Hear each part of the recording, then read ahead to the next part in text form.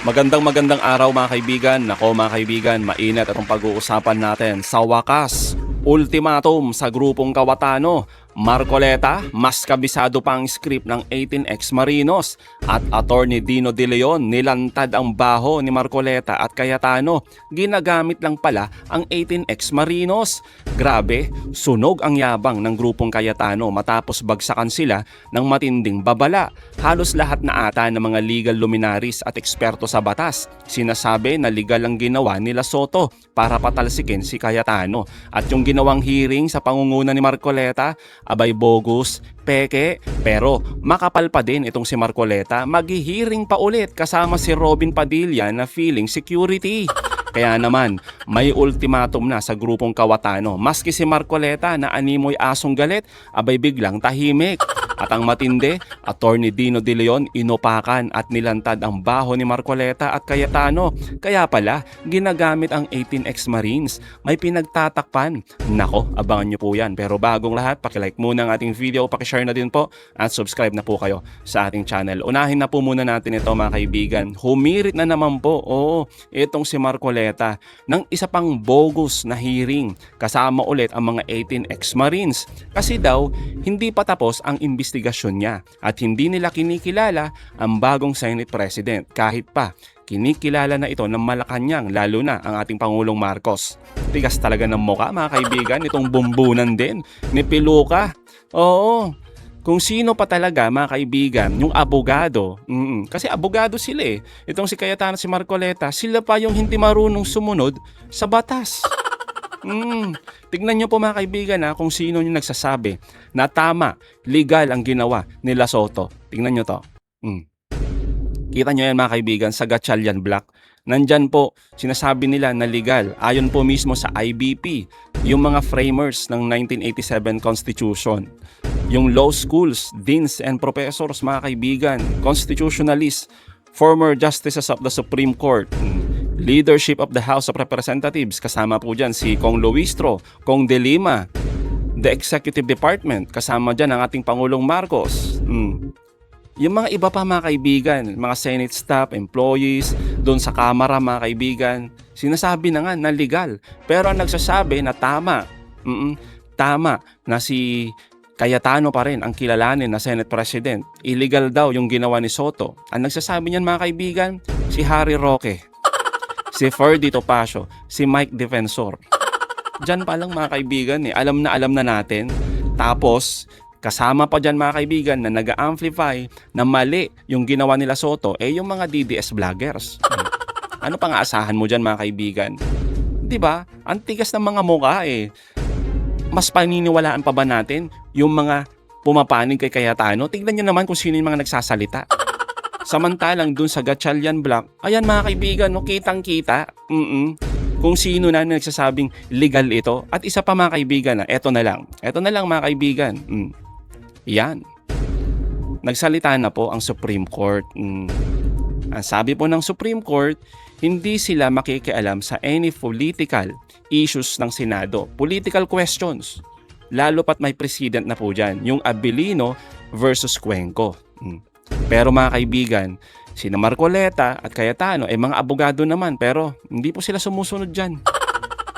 Kayo po ba mga kaibigan? Pabor ba kayo na dapat madisbar ang mga katulad ni Piluka at Cayetano?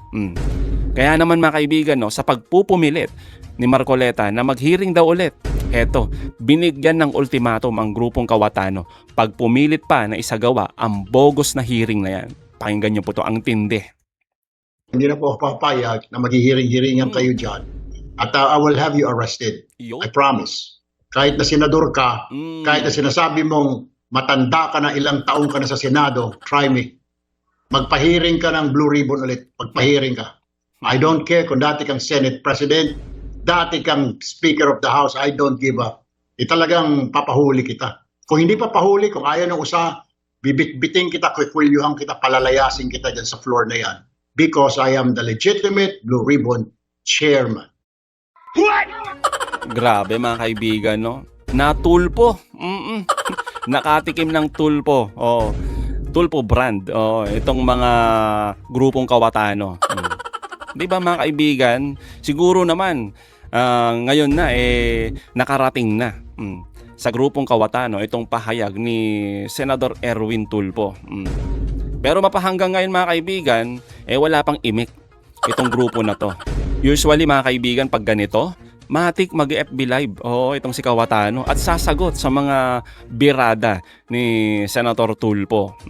At saka mga kaibigan, tignan din natin kung itutuloy pa ba ni Marcoleta ang kanyang bogus na hearing. Kasi pag tinuloy niya, ayun, bibit-bitin siya, kukwelyohan, sisipain palabas ng Senado.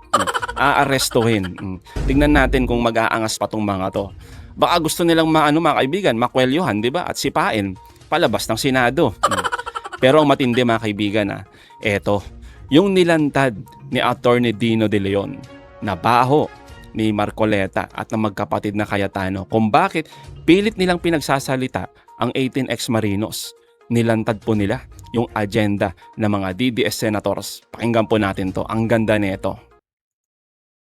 Kabisado pa ni Rodante Marcoleta yung testimonya ng mga ex-marines, no, o ex-bodyguards or whatever you want to call them, but what's certain is a lot of them were dishonorably discharged and have a bad track record of telling the truth, no. So mas kabisado pa at alam namin mga abogado yan ni Kong Terry na hindi pwedeng leading questions.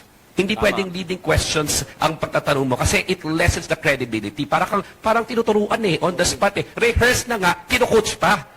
Saka nakakita ng rehearse na, kino-coach pa doon sa performance. Performative na nga, tinuturuan pa kung ano yung script. Kahit nga, sabi na, ilang beses naman tayo nakakita ng mga supposed congressional hearings, Senate hearing, di ba? Pwede ba masalita yung abogado doon? Na parang siya nagtetestify? Bakit si Attorney Baligod na nagtetestify? Bakit hindi niya pa mag-get yung acts together? Yan, sabi ni Attorney Baligod, baka 40 million. Hindi, baka 80 million. Teka lang, mahina ako sa math. Mga 40 million, tapos sabihin mo na, 200 plus million a week. Sabihin mo na, di mga around 800 plus million. Pwede pa yun sa korte? Gaganon ako sa korte, sabihin ko, Your Honor, sabihin nyo na mga ganito po. Hindi ganun mag-testimonya. Hindi, sabi ko nga, kung nasa korte ito ang dali nitong i-cross, and ang asarap nitong i-cross-examine, kasi alam mong sinungaling, no? Bakit ginagawa at bakit pinatawag yung supposed Blue Ribbon Committee hearing na yan? Bakit sila nagmamadali ng mga oras na yon? Bakit? Kasi alam nila this will not stand in court, which is why they need Alan Peter Cayetano's Facebook Live.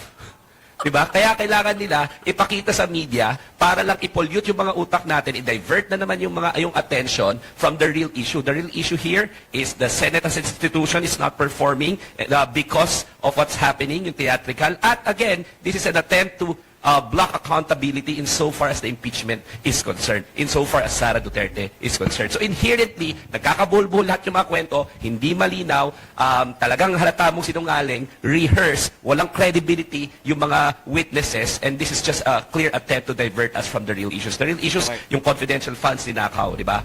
But yung mga totoong issue na hindi nagpa-perform yung Senado as of the moment because of all these theatrics. Okay. Anong narinig ng isang matandang congressman, yung pangalan niya, sumugod siya.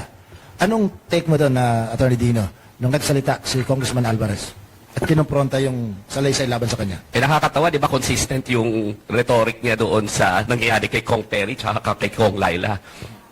Sinusubukan silang patahimikin Pagdating ko po doon, nung una wala nung pinapaboto ako Pinapaboto ako, sabi niya, di ba, sa impeachment.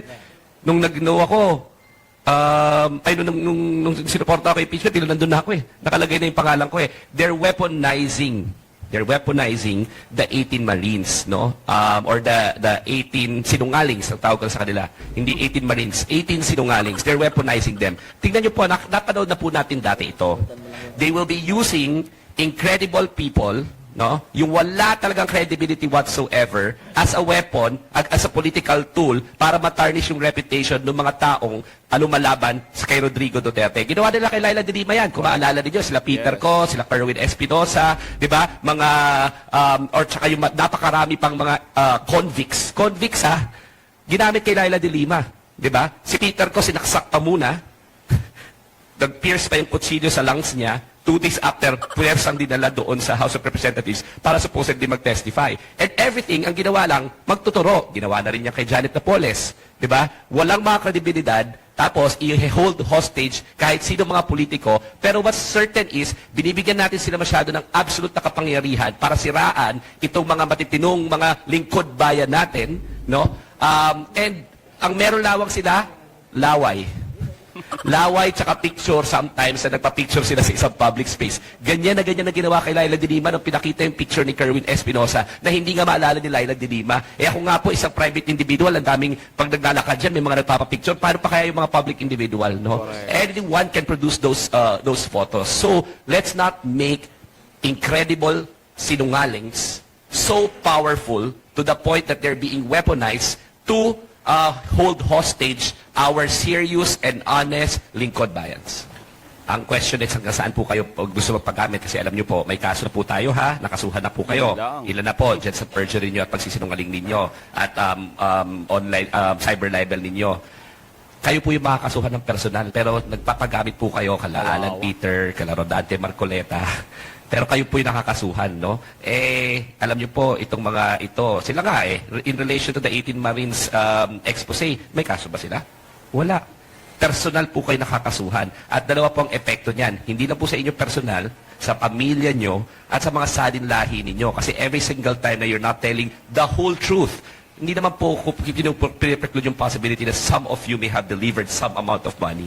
Pero ang requirement po sa inyo sa batas, whole truth and nothing but the truth. Hindi may mga sinasama-sama kayo dyan na kung sino-sino, basta-basta lamang na walang prueba. No? So, yun nga po, ang pinapapangit ninyo, hindi lang po yung imahe ninyo, hindi lang kayo may personal liability, yung pamilya ninyo, yung saling lahi po ninyo, yung bansa ninyo ang binababoy. So, wag po sana kayo pumayag.